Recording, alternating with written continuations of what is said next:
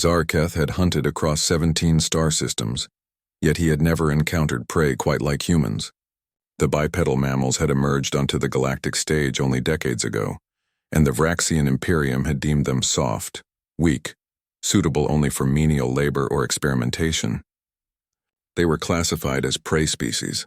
Their lack of natural weapons, their fragile physiology, their emotional attachments all viewed as fatal flaws in a universe governed by fang and claw.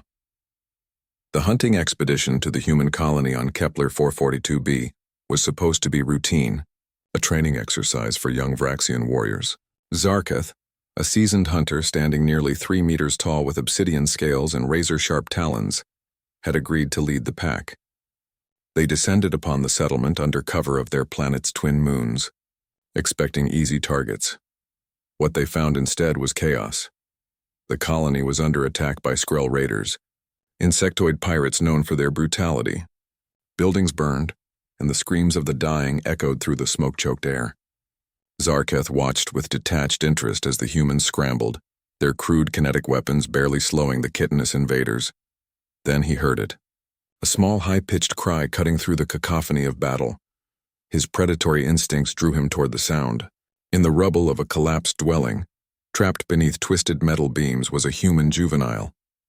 The creature couldn't have been more than 5 solar cycles old, its small face streaked with dirt and tears, one leg pinned beneath the debris. A Skrull warrior scuttled toward the trapped cub, mandibles clicking in anticipation. Zarketh moved without thinking. His massive form crashed into the Skrull, talons ripping through its exoskeleton with practiced efficiency. 2 more raiders charged him, and he dispatched them with brutal precision. When the immediate threat was eliminated, he turned to the small human.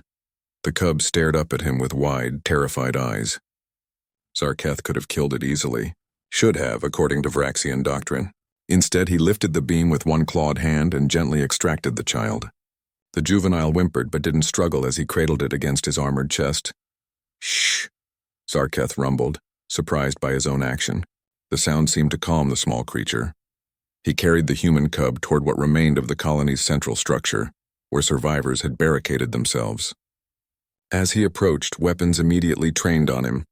Humans shouted warnings, their voices sharp with fear and fury. "I mean no harm," Zarketh called out in Standard Galactic. "I have your young one." A female human emerged from behind the barricade, her face a mask of barely controlled rage and desperation. "Emily," she screamed. The cub in his arms responded, reaching toward the woman. "Mommy!" Zarketh carefully set the child down. The moment Emily's feet touched the ground, she ran to her mother, who swept her up in a fierce embrace. But the woman's eyes never left Zarketh, and what he saw there made even his predator's heart pause. Gratitude, yes, but also something else. A promise, a warning. "Thank you," the mother said, her voice steady despite her tears.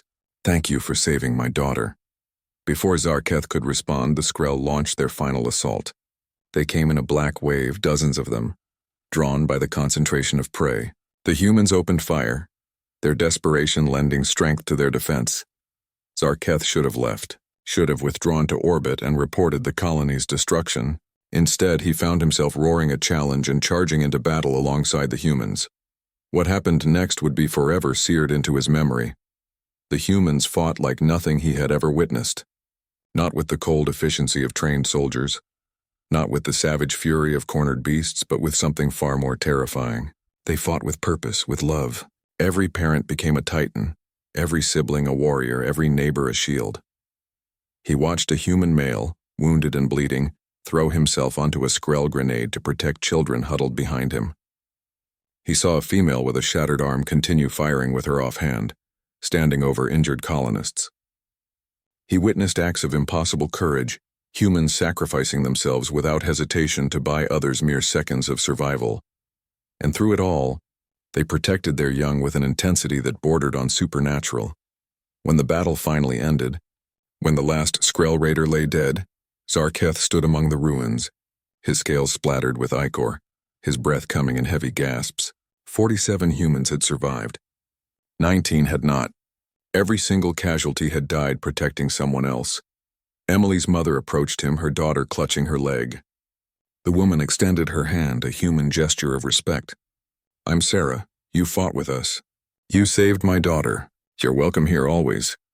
Zarketh stared at the small, soft hand offered to him. His entire species had dismissed humans as weak. They had been catastrophically wrong. Humans weren't weak. They simply valued different strengths. I am Zarketh, he said, carefully closing his massive clawed hand around hers, and I have much to learn.